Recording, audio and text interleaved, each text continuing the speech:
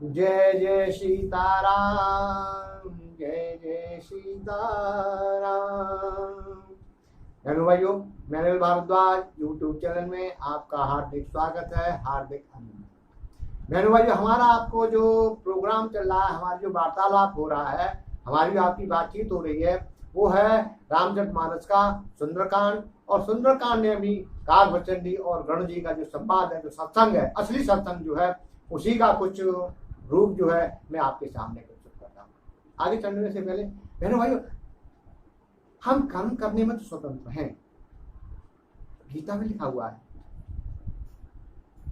कि आप कर्म कीजिए। ये 24 घंटे में देखिए हमारी पलकें आती हैं जहां अपने आप ही, तो कर्म तो हमें करने ही पड़ेंगे। गीता में स्वयं कहते हैं भगवान जी, निमित्त मात्र भव्य सभ्य साचन। एक उदाहरण मैं आपको देता हूं उसका भी, कि होनी बहुत बलवान होती है, इससे कोई नहीं बच पाया, आप कितने भी करिए उपाय।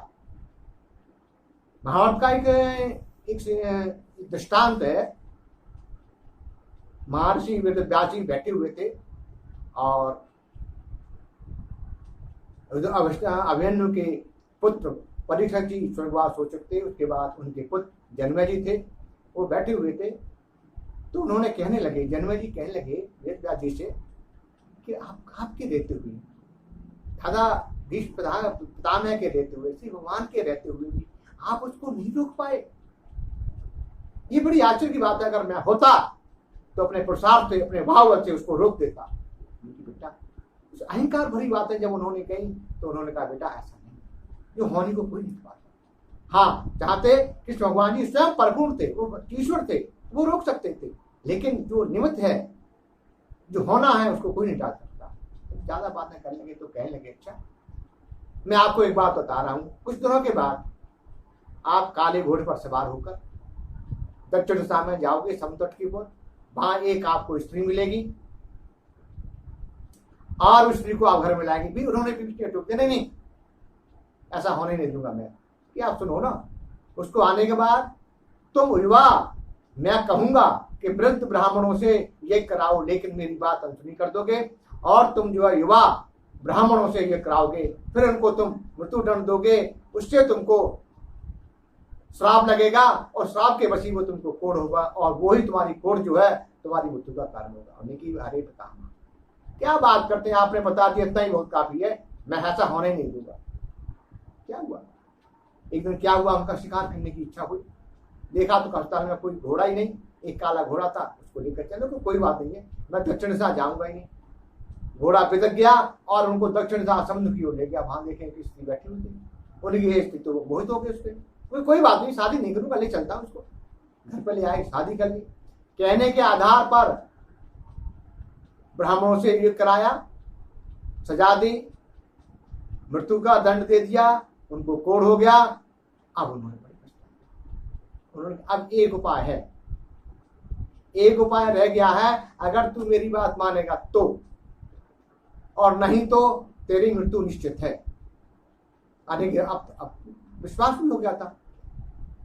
उन्होंने कहा ठीक, मैं तेरे को महाभारत की कहानी सुनाऊंगा, अगर जैसे जैसे मैं कहता हूँ तो विश्वास करके सुनेगा तो ठीक है, नहीं तो मैं बंद कर दूंगा, वही तेरा निश्चित हो जाएगा। कोई बात नहीं दादाजी, आप सुनाइएगा। क्योंकि विश्वास हो गया। अच्छा, कहते रहे, उनका कोर्स समाप्त हो गया। और धीरे धीरे जब वो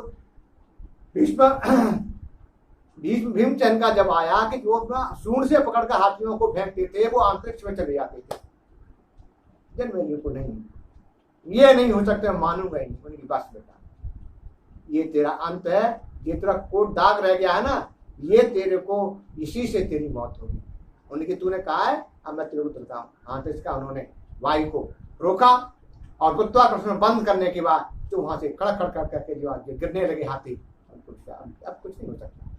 तो होने के विधान को कोई नहीं टालता। इसलिए मैं आपको कई वीडियो बताया हुआ है कि आप कर्म कीजिए, कोशिश कीजिए, हम किसी के आयत न हो, हमारे द्वारा किसी की आत्माओं को ठेस नहीं पहुंचे। हम प्रभु के, ये समय नहीं है। जो मेरी एज के वाले हैं, जो मेरी एज में आ चुके हैं, उनके पास इतना समय नहीं है कि इसको कुछ करें। प्रभु के चरणों में ध्यान लगा लो पूरी तरह। और कुछ नहीं है। आगे के लिए बात अब मैं सुनाता हूं आपको कैसे पढ़ना है रामचरितमानस का। जो हमारा असली मेन उद्देश्य है कि आप रामचरितमानस को पढ़ें, प्यार से पढ़ें, लय के साथ पढ़ें, जिसमें आपको आनंद विभोर होकर पढ़ेंगे, इसमें और नहीं आने का। तो आप सुनिए। परत्रिय लंपट कपट सयाने मोह द्रोह ममता लपटाने। ये कलयुग का वर्ण है। परत्रिय लंपट, परत्रिय लंपट कपट सयाने मोह द्रोह ममता लपटाने। एक बार फिर पढ़ूंगा वहां। पर त्रिय लंपट कपट सयाने मोह द्रोह ममता लपटाने। अब थोड़ी लय के साथ पढ़ते हैं। पर त्रिय लंपट कपट सयाने सीताराम जय सीताराम मोह द्रोह ममता लपटाने सीताराम जय सीताराम। मेरे भाई ये कलयुग में 99% है, मान के चलिए, परत्रिय लंपट। दूसरी स्त्री में आसक्त आपको मिलेंगी। कैसे इस स्त्री के साथ हमारे संबंध हो जाए, कैसे स्त्री के साथ हमारे संबंध हो जाए, ज्यादा से ज्यादा कलयुग का ये कलयुग में सब यही। और यही जो है हमारे परम आदमी काकभूषण जी गरुड़ जी को बता रहे हैं कि कलयुग में होता क्या है। यथार्थ वर्णन है ये। परत्रिय लंपट कपट सयाने, और कपट करने में महारत हासिल है जिनको, जिनमें आप पीएचडी डिग्री लेकर बैठे हुए हैं, ऐसे मतलब कपट करने में चतुर चालाक हैं। ये कलयुग का वर्णन है। दूसरी की स्त्री में आसक्त और कपट करने में सादा चतुर। किसी को मारना, किसी को मरवाना है, किसी घर को उजाड़ना है, किसी के बच्चे को बर्बाद करना है, ये सब यही तो कलयुग का है। हमने एन के एन प्रकार ने, जैसे घी में मक्खी गिरकर स्वयं नष्ट हो जाती है, और घी दाल तो खराब होती है, लेकिन वो स्वयं नष्ट हो गई और जो दाल थी उसको भी। ऐसे ये इस प्रकार के जो प्रवृत्ति के बंदे हैं, ये नष्ट अपने स्वयं नष्ट होते हैं और दूसरों को नष्ट करते हैं। तो दूसरी की स्त्री में आसक्त, सबसे ज्यादा दूसरी के आसक्त में मिलेंगे, और कपट करने में इतने सयाने हैं कि पीएचडी डिग्री इनके सामने फेल है। प्रो और मोह में, ममता में, ये मेरा बेटा, ये मेरा पोता, ये मेरी पत्नी, ये दिखा रहा मोह। और इतना मतलब पैसों के लिए, पैसों में मोह, द्रोह, दूसरों से द्रोह करने में, दूसरों से कपट करने में, दूसरों का न्याय करने में इतनी महारत हासिल है। इसमें ये लपटे रहते हैं और अपनी जिंदगी बर्बाद कर देते हैं।